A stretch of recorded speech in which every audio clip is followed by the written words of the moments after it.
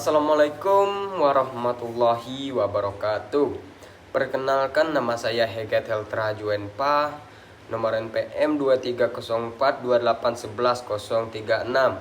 Baiklah, di video kali ini saya akan membuat media 3 dimensi dengan bertema rantai makanan dalam ekosistem makan dan dimakan. Baik, di sini ada sedikit penjelasan dari rantai makanan dalam ekosistem. Simak dengan baik-baik. Rantai makanan merupakan peristiwa makan dan dimakan yang terjadi di alam. Setiap makhluk hidup membutuhkan makanan untuk bertahan hidup. Nah, disinilah rantai makanan beberapa sangat penting. Adapun rantai makanan adalah urutan perpindahan energi makan dari tumbuhan hijau, biasa disebut dengan produsen, ke karbivora pemakan tumbuhan, kemudian ke karnivora pemakan daging, dan seterusnya.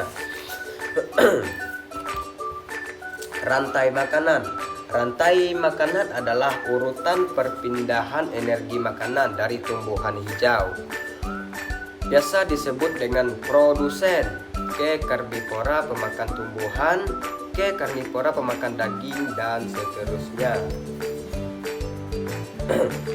Setiap makhluk hidup dalam rantai makanan memiliki peran masing-masing. Adapun komponen rantai makanan pertama biasa disebut dengan produsen, makhluk hidup yang dapat membuat makanan sendiri, biasanya tumbuhan hijau. Mereka menggunakan sinar matahari untuk mengubah air dan karbon dioksida menjadi makanan melalui proses fotosintesis. Komponen rantai makanan kedua yaitu konsumen. Konsumen adalah makhluk hidup yang tidak dapat membuat makanan sendiri, sehingga mereka harus memakan makhluk hidup lain. Konsumen dibagi menjadi beberapa tingkatan, yaitu ada 3 tingkatan. Konsumen tingkat 1, herbivora, pemakan tumbuhan, contohnya belalang dan kelinci. Adapun konsumen tingkat 2 yaitu karnivora, memakan daging, contohnya ular dan katak. Adapun konsumen tingkat 3, karnivora, pemakan karnivora lainnya, contohnya singa dan elang. Adapun komponen rantai makanan ketiga biasa disebut dengan pengurai, makhluk hidup yang mengurai sisa-sisa organisme mati menjadi zat-zat yang lebih sederhana, seperti bakteri dari jamur. Zat-zat kemudian dapat dimanfaatkan kembali oleh produsen. Nah, di sini ada contoh rantai makanan dalam ekosistem. Nah, yang pertama, matahari.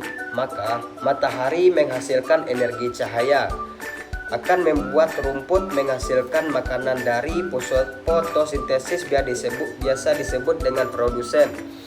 Nah, di sini ada belalang. Belalang memakan rumput sebagai konsumen tingkat 1.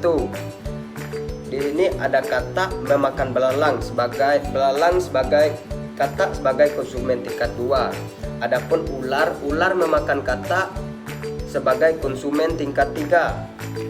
Di sini ada elang makan ular sebagai konsumen tingkat 4. Nah, saat elang mati, jamur mengurai bangkai dan mengubahnya menjadi nutrisi. Lalu nutrisi dalam tanah, matahari, dan air membuat rumput tumbuh subur. Nah, itulah penjelasan media 3 dimensi saya. Kalau ada kata yang salah, mohon maaf, saya akhiri.